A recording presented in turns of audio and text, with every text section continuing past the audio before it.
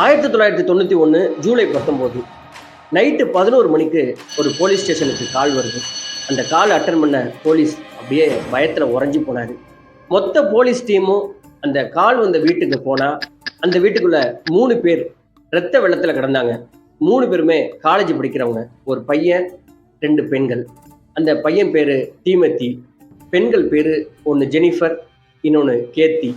இந்த 3 பேரும் யாரு, ஒருத்தருக்கு ஒருத்தர் இவங்க குத்திக்கிட்டாங்களா, இல்லை வெளியிலேருந்து வந்து யாராவது இவங்களை அட்டாக் பண்ணாங்களா, இது ஒரு பாலியல் வன்முறை குற்றமா இருக்குமா அப்படின்னு 1000 கொஸ்டின். ஆனால் அவங்க குத்துப்பட்டு கிடந்த அந்த நிலையெல்லாம் பார்க்கும்பொழுது அமெரிக்க போலீஸ்க்கு நாம ஒரு பயங்கரமான கேஸோட ஆரம்பத்தில் இருக்கோம் அப்படிங்கிறது மட்டும் தெரிஞ்சது.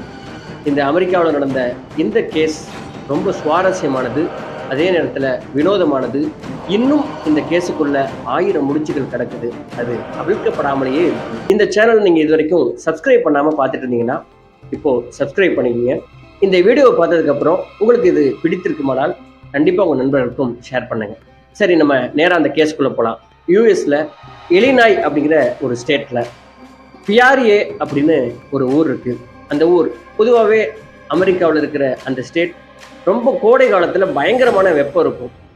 அந்த மாதிரியான ஒரு சூழலில் தான் ஜூலை 19ஆம் தேதி, அது விடுமுறை நாள் அப்படிங்கிறதால அந்த 2 இளம்பெண்கள் காலேஜ் படிக்கிறவங்க, ஒன்று கேத்தி, இன்னொன்று ஜெனிஃபர், 2 பேருமே முடிவு பண்ணாங்க. அதாவது தன்னுடைய பாய் ஃப்ரெண்ட் அன்னைக்கு வீட்டுக்கு வர வைக்கலாம், ஜாலியாக இருக்கலாம், சமைச்சு சாப்பிட்லாம், குடிக்கலாம் அப்படின்னு சொல்லிட்டு பிளான் பண்ணாங்க. அந்த ஜெனிஃபரோட பாய் ஃப்ரெண்டு பேர் தான் தீமத்தி. ஜெனிஃபர் கால் பண்ணி தீமத்தியை வர சொன்னா. இந்த 3 பேரும் அன்னைக்கு பயங்கரமாக செலிப்ரேட் பண்ணாங்க. நைட்டு 10:30 மணி ஆச்சு. ஒரே பெட்டில் அந்த 2 பெண்கள், அந்த தீமத்தி, இந்த 3 பேரும் படுத்துட்டு டிவி பார்த்துட்டே இருந்தாங்க. கொஞ்ச நேரத்தில் இந்த ஜெனிஃபர் தூங்கி போனா. அந்த கேத்தியும் ஜெனிஃபருடைய லவ்வரான தீமத்தி 2 பேர் மட்டும் டிவி பார்த்துட்டே இருந்தாங்க. ஒரு 15-20 நிமிஷம் இருக்கும்.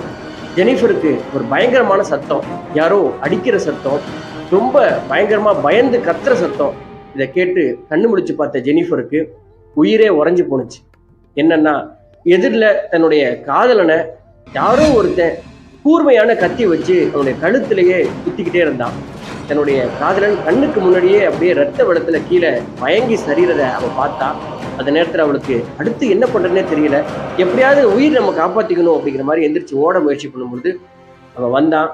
இவளையும் சராமரியா எல்லா இடத்துலையும் குத்த ஆரம்பிச்சான். அந்த குத்துப்பட்டு இருக்கும்போதே இவ ஒரு விஷயத்த கவனிச்சா. பக்கத்து ரூம்ல அந்த கேத்தி யாருக்கோ ஃபோன் பண்ணி பேசிட்டு இருக்கா அப்படின்னு மட்டும் தெரிஞ்சது. அந்த ஃபோன் யாருக்கு பேசினான்னா அங்கிருந்து தான் போலீஸ் ஸ்டேஷனுக்கு பேசப்பட்டது. அடுத்த அரை மணி நேரத்துல போலீஸ் இங்க வந்தா. அந்த கேத்தியும் ரத்த வெள்ளத்துல கிடந்தா. இந்த 3 பேரையும் இப்படி குத்தி போட்டது யாரு அப்படின்னு ஒரு பெரிய விடை தெரியாத மர்மம் அந்த இடத்துல இருந்துச்சு. ஆம்புலன்ஸ் வர வைக்கப்பட்டது. அந்த 3 பேரையும் தூக்குனாங்க. அதுல தீமத்து கொடூரமா அதே இடத்துல இறந்து போயிட்டாங்கிற தகவல் தெரிஞ்சுது. அந்த 2 இளம் பெண்களுடைய கழுத்தையும் அறுத்துட்டு தான் அந்த கொலைகாரம் போனான். இந்த 2 பேரையும் ஹாஸ்பிட்டல் கொண்டு போனாங்க. உயிர் பிழைக்க முடியுமா அப்படிங்கிற சந்தேகத்துல ட்ரீட்மெண்ட்டை ஸ்டார்ட் பண்ணவங்க. போலீஸ் அந்த வீட்டை அங்குல அங்கலமா தேட ஆரம்பிச்சாங்க. அப்போதான் ஒரு விஷயத்த கண்டுபிடிச்சாங்க.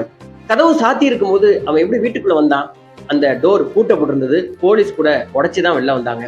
இந்த 3 பேரும் படுத்திருந்த பெட்ரூம்ல இவங்க காத்துக்காக அந்த ஜன்னலை திறந்து வச்சிருந்திருக்காங்க. வெளியில இருந்து வந்த அந்த ஜன்னலை போட்டிருந்த கர்ட்டனை அப்படியே கத்தியால கிழிச்சு எடுத்துட்டு அது வழியா ஏறி குதிச்சு வந்திருக்கான் அப்படிங்கிற விஷயத்த கண்டுபிடிச்சாங்க. போலீஸ் அந்த வீட்டை இன்னும் அதிகமா தேட ஆரம்பிச்சாங்க. அப்போ ஒரு கத்தி உடைஞ்சு போன அந்த கைப்பிடி பாகம் மட்டும் அங்க கடந்தது. அந்த கைப்பிடியில ஏதாவது ரேகை இருக்குமா அப்படின்னு சொல்லி அவங்க செக் பண்ணாங்க. கொஞ்சம் கூட இல்லை. அந்த ரேகைகள் அழிக்கப்பட்டு இருந்தது. அந்த வீடு முழுவதும் ஏதாவது ஒரு சின்ன தடயமாவது கிடைக்குமா அப்படின்னா அந்த கிரிமினல் உண்மையிலேயே பயங்கரமான ஒரு புத்திசாலி அப்படிங்கிறது தெரிஞ்சுது. ஆனா அந்த ஜன்னல் வழியா ஏறி குதிச்சவன் எப்படியாவது ஏதாவது புடிச்சுதானே இறங்கியிருப்பான் அப்படின்னு சொல்லிட்டு விரல் ரேகைகள் எங்கேயாவது இருக்கிறதுக்கு வாய்ப்பு இருக்கு அப்படின்னு அந்த இடத்த மட்டும் அவங்க பயங்கரமா சோதனை போட்டாங்க. அப்போ ஒரு விஷயம் அவங்க கண்ணில் பட்டுச்சு. அந்த இடத்துல ஒரு பர்த்டே இன்விடேஷன் கார்டு ஒன்று கடந்தது. அந்த இன்விடேஷனை ஃபோரன்சிக் டிபார்ட்மெண்ட் போய் அதை அணுவா சோதனை பண்ணி பார்த்ததுல அதுல ஒரு விரல் ரேகை ஒன்று இருக்கிற மாதிரி இருந்துச்சு. இது கண்டிப்பா கொலையாளியோட தான் இருக்கும் அப்படின்னு சொல்லி தேட ஆரம்பிச்சாங்க. கொஞ்ச நேரத்துல உங்களுக்கு அதிர்ச்சியான தகவல், அது தம்ப் பிரிண்டே கிடையாது, ஆனா அது ஒரு பாம் பிரிண்ட் போல இருக்கு அப்படின்னு அவங்க அதை கண்டுபிடிச்சாங்க. 1991 இந்த பாம் பிரிண்ட்டுக்கான பெரிய டாக்குமெண்ட்ஸ் எதுவும் அங்க இல்லை அப்படிங்கிறதுனால அது யாருடைய எந்த குற்றவாளியோட இது அப்படின்னு அவங்க தேடி கண்டுபிடிக்கிறதுல பயங்கரமான சிக்கல் இருந்துச்சு. இருந்தாலும் அவங்க ரெக்கார்ட்ல இருந்த எல்லா குற்றவாளிகளுடைய பாம் பிரிண்ட் எடுத்து அவங்க செக் பண்ணி அனலைசிஸ் பண்ணும் பொழுது எந்த கிரிமினல்ஸோட ஒத்து போகவே இல்லை. அந்த கழுத்து அறுக்கப்பட்ட 2 இளம் பெண்களும் ஹாஸ்பிட்டல்ல உயிருக்கு போராடிட்டே இருக்காங்க. ஏறக்குறைய 4 நாள் கடந்து போயிட்டே இருக்கு. இந்த கேஸ்ல ஒரு இம்ப்ரூவ்மெண்ட்டும் இல்லை. இவங்க விசாரணையே சுற்றி அவங்க தொடர ஆரம்பிக்கும் பொழுது பக்கத்து வீட்டோட ஜன்னல் கண்ணாடி உடைஞ்சிருந்துச்சு. அந்த கண்ணாடியில ரத்த துளிகள் இருந்துச்சு. பக்கத்து வீட்டுல இருக்கிற அந்த நபர் ஜீன் பிரவுன் அவரை கூப்பிட்டு விசாரிச்சாங்க. அவர் உடனே ஒத்துக்கிட்டார், ஆமா இது என்னுடைய ரத்தம் தான் அப்படின்னு. நான் எப்பொழுதுமே எங்க வீட்டு ஜன்னலை கிளீன் பண்ணிட்டே இருப்பேன், அழுக்கா இருந்தா எனக்கு பிடிக்காது. அந்த மாதிரி அன்னைக்கு கிளீன் பண்ணும்போது கண்ணாடி உடைஞ்சிருச்சு, வேணா கேட்டு பாருங்க. இவர் சொன்னது போலவே அந்த ஜன்னலை இவர் கிளீன் பண்ணதையும் கண்ணாடி உடைந்ததையும் இந்த கண்ணாடி கொண்டு போய் போட்டதையும் பார்த்த எவிடன்ஸ் இருந்துச்சு. ஜீன் பிரவுன் குற்றமற்றவன் அப்படிங்கிறது தெரிஞ்சது. இருந்தாலும் போலீஸ்க்கு ஒரு டவுட், நாம ஏற்கனவே எடுத்து வச்சிருக்கிற அந்த பர்த்டே இன்விடேஷன்ல இருக்கிற பாம் பிரிண்ட் இவனுடைய பாம் பிரிண்டோட ஒத்து போகுதா அப்படின்னு செக் பண்ணிடலாம் அப்படின்னு சொல்லி செக் பண்ணிருக்காங்க. வந்த ரிசல்ட் அது அவ இல்லை அப்படின்னு ப்ரூவ் ஆயிடுச்சு. இப்போ போலீஸ்க்கு பயங்கரமான ஏமாற்றம். இந்த கேஸ் ஆரம்பிச்ச அதே இடத்துலதான் இருக்குது. இந்த நேரத்துல தான் ஹாஸ்பிட்டல்ல இருந்த அந்த 2 பெண்களுக்கும் கொஞ்சமா நினைவு திரும்ப ஆரம்பிச்சது. அவங்க கிட்ட போய் உபயோகப்படுற மாதிரி ஏதாவது ஒரு விஷயத்தை ஞாபகப்படுத்தி சொல்லுங்க அப்படின்னு சொல்லி போலீஸ் கேட்க ஆரம்பிக்கும் பொழுது 3 முக்கியமான தகவலை அவங்க சொல்ல ஆரம்பிச்சாங்க. ஆனாலும் அவங்களுக்கு மிகப்பெரிய அதிர்ச்சி இருந்ததுனால யார் கொலையாளி அப்படிங்கிற அந்த விஷயத்த அவங்களால நினைவுபடுத்தி சொல்லவே முடியல.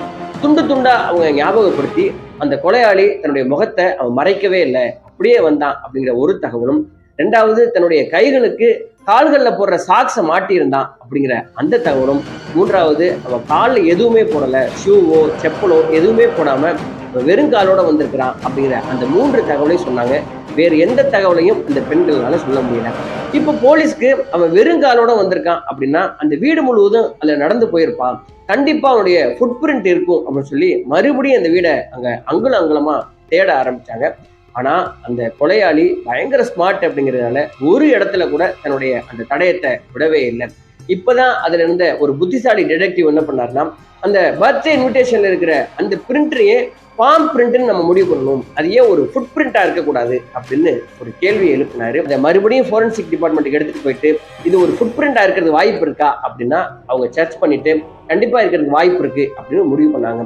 இது வரைக்கும் இந்த கேஸுக்குள்ள சந்தேகப்படுற மாதிரி இருக்கிற ஒரே நபர் அந்த ஜீன் பிரவுன் மட்டும்தான். உடனே போலீஸ் ஜீன் பிரவுனை கூப்பிட்டாங்க. ஆரம்பத்துல இருந்து விசாரணையை ஆரம்பிச்சாங்க. சமீபத்துல கல்யாணமானவன் இந்த ஜீன் பிரவுன். அவனுக்கு ஒரு அழகான மனைவி, ரொம்ப அழகான ஒரு 10 மாத கை குழந்தை இருந்தது.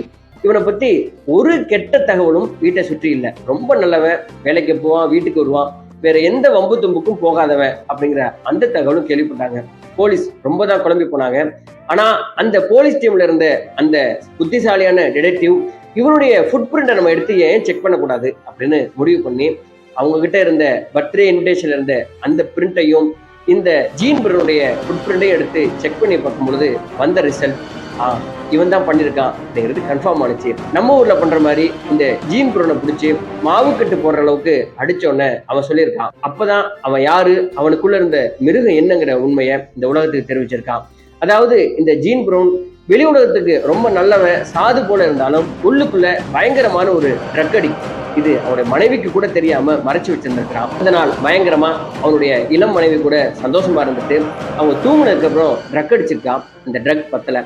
உடனே அவன் என்ன முடிவு பண்ணியிருக்கான்னா, தனக்கு இன்னும் ட்ரக் வேணும், அதுக்கு பணம் வேணும்னு வீடு ஃபுல்லா தேடி இருக்கான். வீட்டுல பணம் இல்லை. வீட்டை விட்டு வெளியில வந்தவனுக்கு பக்கத்து வீடு உடனே கண்ணில் பட்டிருக்கு. இந்த வீட்டுக்குள்ள நுழைஞ்சு ஏதாவது திருடிட்டு வரலாம் அப்படின்னு முடிவு பண்ணியிருக்கான். இந்த 3 பேரும் காத்துக்காக பெட்ரூம் ஜன்னலை திறந்து வச்சிருந்தாங்க இல்லையா, அது வழியா ஏறி குதிச்ச சத்தம் கேட்டு தீமூர்த்தி கண்ணு முழிச்சிருக்கான். கண்ணு முழிச்ச உடனே 2 பேருக்கும் பயங்கரமான சண்டை. அந்த சண்டையில கொலை. அங்கேருந்து நான் எஸ்கேப் ஆயிட்டேன் அப்படிங்கிற தகவலை சொல்லியிருக்கிறான். இது உறுதிப்படுத்துறதுக்காக இன்னும் அவங்க வீட்டுக்குள்ள என்ன இருக்கு அப்படின்னு சொல்லி சர்ச் பண்ணியிருக்காங்க. உடைஞ்சு போன கத்தியோட ஒரு பகுதி என்னுடைய வீட்டுல இருந்திருக்குது. எந்த சாக்ஸை போட்டு அவன் கொலைகளை பண்ணானோ அந்த சாக்ஸ் அங்க இருந்திருக்கு. இதை விட ஒரு பெரிய கொடுமை என்னன்னா, அவனுடைய தலையில இந்த 3 பேருடைய ரத்த துளிகள் இருந்திருக்கு. இந்த கொலை நடந்து ஏறக்குறைய 1 வாரம் கழிச்சும் கூட இவன் ஒரு ட்ரக் அடிக்ட் அப்படிங்கிறதுனால ஒரு சைக்கோ மாதிரி இந்த 7-8 நாட்களும் அவன் குளிக்காம இருந்திருக்கான். ஒருவேளை இந்த கொலை பண்ணதுனால பயந்து குளிக்காம ரொம்ப அப்நார்மலா பிஹேவ் பண்ணனா என்னன்னு தெரியல. இதை அப்படியே எடுத்துட்டு போயிட்டு கோர்ட்ல கொண்டு போய் நிறுத்தி இருக்கிறாங்க. இவனுக்கு ஆயுள் தண்டனை, அதாவது பரோலுக்கு வாய்ப்பு இல்லாத ஆயுள் தண்டனை கொடுத்திருக்கிறாங்க. இந்த கேஸ் இங்க முடிஞ்சதா நினைச்சாலும் இந்த கேஸுக்குள்ள 1000 கேள்வி இருக்கதான் செய்யுது. திருடிட்டு போகணும்னு வந்த அந்த ஜீன் பிரவுன் ஏன் கால்கள்ல ஷூவோ செப்பலோ சாக்ஸோ போடாம வெறும் காலோட வந்தா? அவனுடைய இன்டென்ஷன் என்ன? 2 இளம்பெண்களையும் அவன் பலாத்காரம் பண்றதுக்காக தான் வந்தானா? இவன் ஒரு பயங்கரமான ட்ரக் அடிக்ட் அப்படிங்கிறது அவனுடைய ஒய்ஃபு கூட தெரியாம எப்படி இருந்துச்சு? இந்த கேஸுக்குள்ள யாரெல்லாம் இன்வால்வ் ஆயிருக்காங்க அப்படிங்கிற எந்த விஷயமும் வெளி உலகத்துக்கு வரவே இல்லை. தன்னோட கேர்ள் ஃப்ரெண்டோட ஜாலியா இருக்கலாம்னு வந்த 21 வயசு பையன் தீமோத்தேயு அநியாயமா அன்னைக்கு இறந்து போயிட்டான். பாதிக்கப்பட்ட 2 பெண்களும் இந்த அதிர்ச்சியிலிருந்து வெளில வர்றதுக்கு சில பல வருடங்கள் ஆகியிருக்கிறது. இந்த கேஸை பத்தி நீங்க என்ன நினைக்கிறீங்க? இந்த மாதிரியான கொலைகள் நம்ம ஊர்களையும் நடக்குது இல்லையா? இந்த மாதிரி கொலைகள் நடக்காம இருக்கணும்னா வீட்டில் இருக்கிறவங்க எவ்வளவு பாதுகாப்பா இருக்கணும், சட்டங்கள் எவ்வளவு கடுமையாக்கப்படணும் அப்படிங்கிற எல்லா விஷயத்தையும் இந்த வீடியோட கமெண்ட் செக்ஷன்ல நீங்க தெரியப்படுத்துங்க. இந்த வீடியோ உங்களுக்கு பிடித்திருக்குமானால் உங்க நண்பர்களுக்கும் இதை ஷேர் பண்ணுங்க. இது போன்ற விழிப்புணர்வு வீடியோக்களில் தொடர்ச்சியாக நம்ம இணைந்து பயணம் செய்வோம். நன்றி, வணக்கம்.